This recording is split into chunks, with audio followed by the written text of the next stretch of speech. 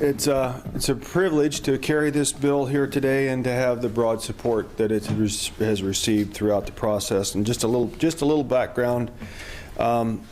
This bill's personal in several ways.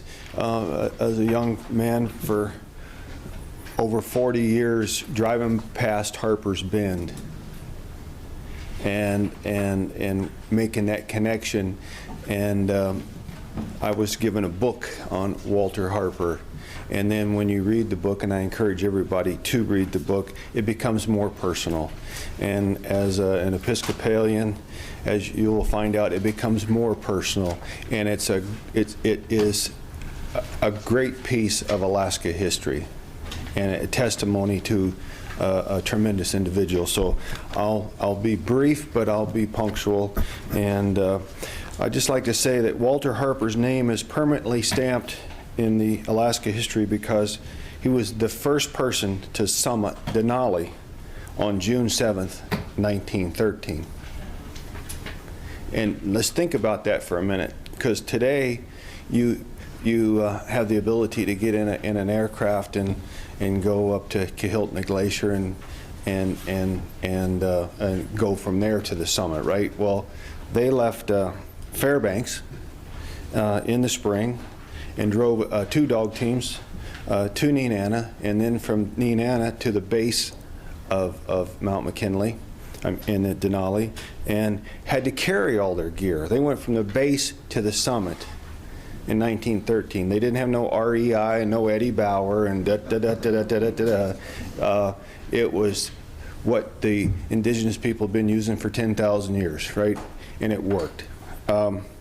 There were 4 climbers in that party. Harry Karstens, he was 35 years old at that time, outdoorsman, miner, trapper, guide, and later to become the first Denali Park superintendent from 1921 to 1928. Second, Hudson Stuck, expedition leader, 50 years old. 50 years old, think about that. He was the Episcopal Archdeacon of the Yukon.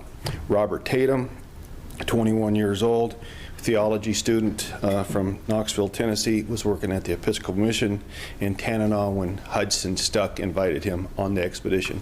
And there's 2 other young men, Gwich'in, young men, Johnny Fredson and Esau George, in their teens, and they stayed at the base camp with the gear.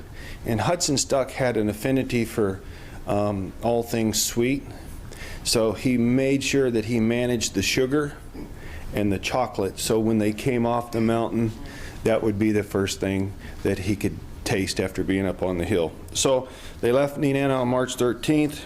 April 11th, they were at the base of the summit, and on May 2nd, they relayed their gear from the base to Muldrow Glacier at the 10,800 foot level.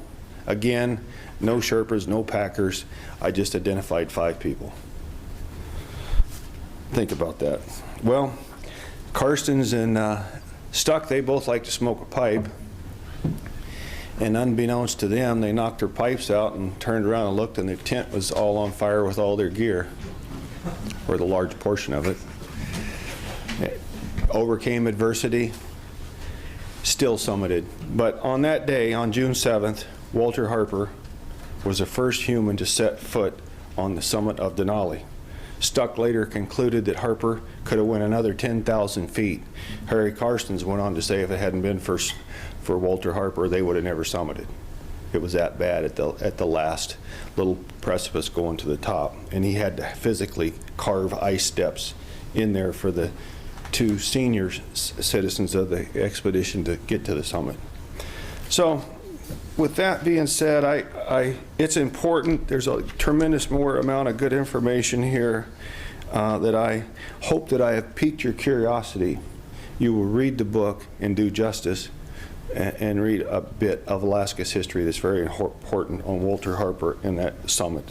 In fact, it was so important that Congress saw the wisdom in honoring their accomplishments of Walter Harper. In 2013, Congress passed the Denali Park Improvement Act, sponsored by Senator Murkowski, naming the Talkeetna Ranger Station after Walter Harper.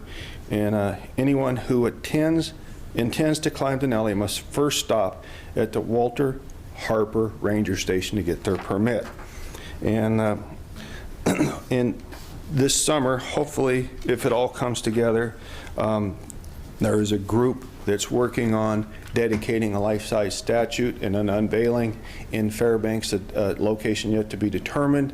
And I'd just like to say that there's a woman in the gallery that's helping with that. And thank you.